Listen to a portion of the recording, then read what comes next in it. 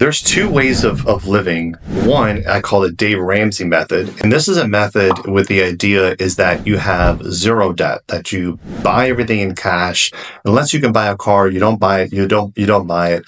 Unless you can, put a sizable 20% down payment on a house, you don't buy it, you can't afford it. The payment on your house should be, only, 20% of your income. And that when you get that mortgage, you should be paying it down as quickly as possible. So that in 15 years, you have no mortgage, you have no car note, you have no nothing. Then there's another side of the vehicle on there, and I call that the Grant Cardone method. And that the idea is that I will never pay off my house. I could care less to ever pay off my house because I don't necessarily need to have this idea or this, pat on my back that I own my house because it provides no value. And it doesn't really matter if I have a note on my car because I just need a car to drive me from point A to point B. And so if I have to pay a little bit of money interest, it's not a big deal. As long as the money that I'm paying, I can use it for something else, investment.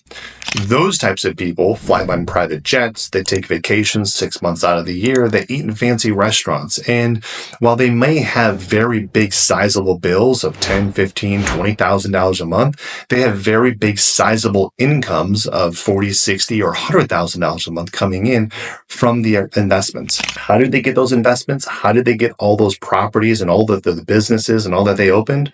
Well, instead of paying off the mortgage, they actually use something called leverage. They use great credit, their earned income to get access to more money. And then they took that money and they deployed it in a way that earned them a tremendous amount of income.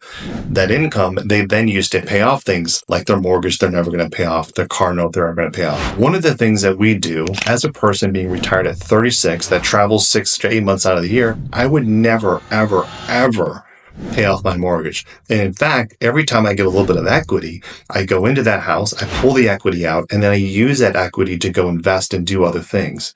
I do that because while I'd rather pay 4% and borrow money so that I can go make 20 or 30%. We have some properties right now that earn us 100% cash on cash return.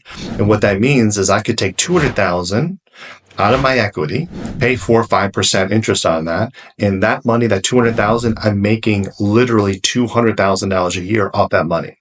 So will I make the $1,000 payment on that home equity line in order to make $100,000 or $200,000 a year?